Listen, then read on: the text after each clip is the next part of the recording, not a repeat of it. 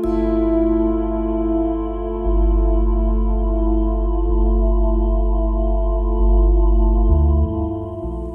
શ્રી કૃષ્ણ મિત્રો, મારું ગુજરાતી કિચનમાં આપનું સ્વાગત છે. ફ્રેન્ડ્સ, હોળી નજીક આવી રહી છે તો આપણે સરસ ખૂબ જ ટેસ્ટી અને ફટાફટ બની જાય એવી મીઠાઈ બનાવીશું અને આગલે દિવસે પણ તમે બનાવી અને બીજે દિવસે ખાઈ શકો એટલી સરસ મીઠાઈ છે. તો ચાલો શરૂઆત કરીશું. જુઓ ફ્રેન્ડ્સ, માત્ર 4 સામગ્રીથી જ સરસ એવી મીઠાઈ બનશે અને આ મીઠાઈ કદાચ હવે તમે ઓળખી ગયા હોય તો નામ બતાવી દઉં છું, બરી. ફ્રેન્ડ્સ, ગામડાના હશે એને તો ખ્યાલ જ હશે કે બરી બધાને બહુ જ ભાવતી હોય છે અને જ્યારે ગાય વાછરડાને જન્મ આપે છે ત્યારે પેલું દૂધ નીકળે છે એમાંથી બનાવી શકીએ છીએ. પરંતુ આપણી પાસે સગવડતા ના હોય તો ઘરની સામગ્રીથી પણ આપણે સારી રીતે બનાવી શકીએ છીએ. તો ચાલો શરૂઆત કરીશું. એના માટે આપણે કોઈ પણ વાટકીનું માપ સેટ કરી લેવાનું છે, ખાસ એ ધ્યાન રાખવાનું છે. અને અહીંયા આપણે આ 4 સામગ્રી લીધેલી છે. આના ઓપ્શનમાં પણ હું કહીશ કે કોઈ સામગ્રી ન હોય તો શું કરવાનું. તો ચાલો શરૂઆત કરીશું. તો સૌ પ્રથમ તો અહીંયા આપણે ફૂલ ફેટ મિલ્ક લેવાનું છે.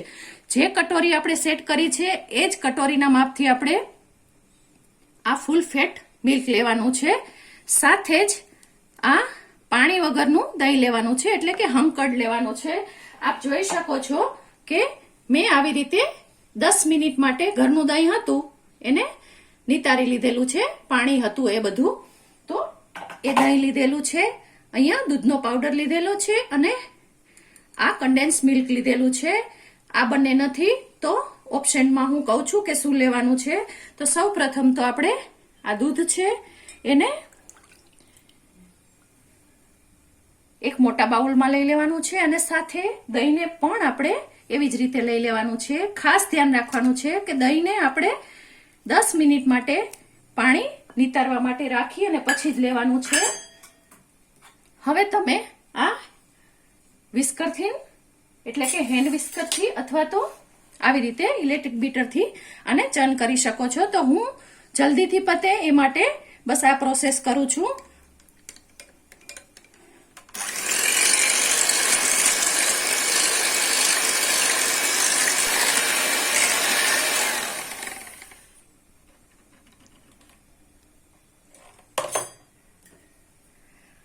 આપ જોઈ શકો છો એકદમ થીક એવું મિશ્રણ તૈયાર થયું છે. બસ આવું મિશ્રણ જરૂરી છે, કારણ કે જો દહીંમાં પાણી હશે તો બરીને સેટ થવામાં વાર લાગે છે. હવે આમાં આપણે 4 થી 5 તાતણા કેસરના પલાળી અને દૂધમાં રાખેલા છે. તો બરીનો ઓરિજિનલ કલર થોડો પીળાશ પડતો હોય એટલા માટે આ પ્રોસેસ કરેલી છે. તમે અવોઇડ પણ કરી શકો છો. તો આને હું આવી રીતે લઈ લઉં છું. સાથે જ આ મિલ્ક પાવડર લીધેલો છે. જો તમારી પાસે મિલ્ક પાવડર ન હોય તો દૂધની જે ઉપરની ગરમ કર્યા પછીની મલાઈ નીકળે છે એ દૂધ વગરની જે મલાઈ હોય દૂધ નિતારીને એ લેવાની છે. આ જ માપથી લેવાની છે, એ વાતનું ખાસ ધ્યાન રાખવાનું છે. એટલે દૂધ પાવડર ન હોય તો પણ તમે આસાનીથી બનાવી શકો છો. અને આને ફરીથી આપણે સારી રીતે મિક્સ કરીશું. ફ્રેન્ડ્સ, મિક્સ કરવું ખૂબ જરૂરી છે, એ વાતનું ખાસ ધ્યાન રાખવાનું છે. હાથથી મિક્સ કરતા હોય તો તમારે 5 મિનિટ ફેટવું જરૂરી રહેશે, એ વાતનું ખાસ ધ્યાન રાખવાનું છે. આને હું ફરીથી એક વખત ફેંટી લઉં.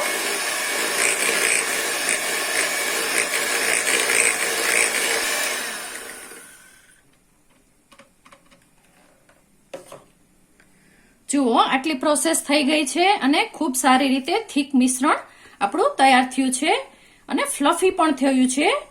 તો હવે એમાં આપણે આ 1/4 ટીસ્પૂન જેટલી ઇલાયચી લીધેલી છે, થોડી આપણે ઉપર એડ કરીશું અને થોડી આપણે અંદર એડ કરીશું. સાથે જ અહીંયા આપણે આ કન્ડેન્સ મિલ્ક લીધેલું છે.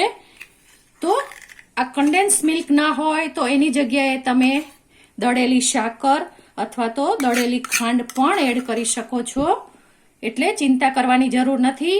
આસાનીથી ગમે ત્યારે ઈચ્છા થાય ત્યારે બનાવી શકો છો. અને હેલ્ધી તો ખૂબ જ છે, એટલે બધાને ખૂબ જ પસંદ પડશે. તો આ હોળીએ આપણે આપણી આ ટ્રેડિશનલ સ્વીટ બનાવીએ કે જે બધાને પસંદ પડે. હવે આને આપણે ફરીથી ચર્ન કરી લઈશું.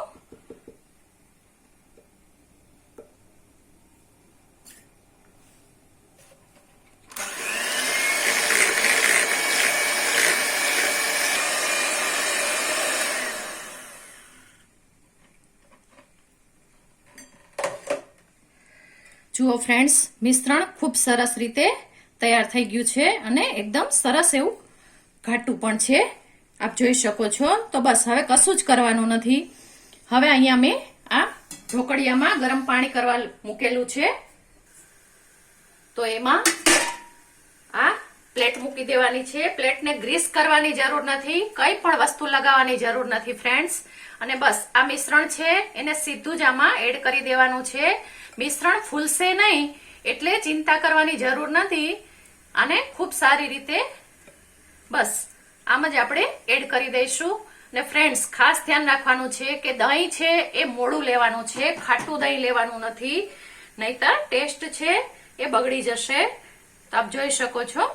હવે આ બીજો ઇલાયચીનો પાવડર છે એ આપણે આમ જ એડ કરી દઈશું. અને સાથે જ જે આ કેસરના તાતણા છે એને આપણે આવી રીતે મૂકી દઈશું.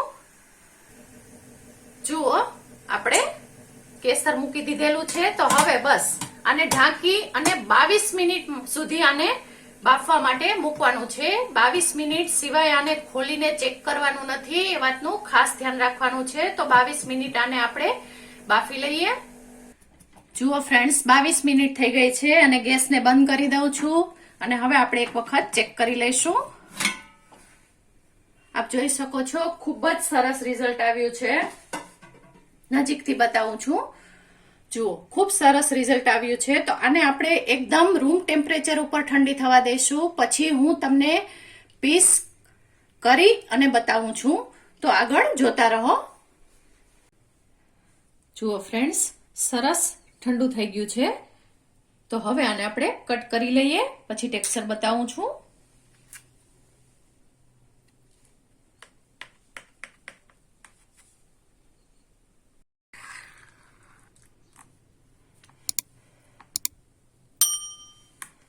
આપ જોઈ શકો છો, એકદમ સ્પોન્જી અને ખૂબ સરસ રીતે તૈયાર થઈ છે. જુઓ, દરેક પીસ ખૂબ જ સરસ રીતે તૈયાર થયા છે. તો ચાલો હવે આને આપણે સર્વ કરીશું.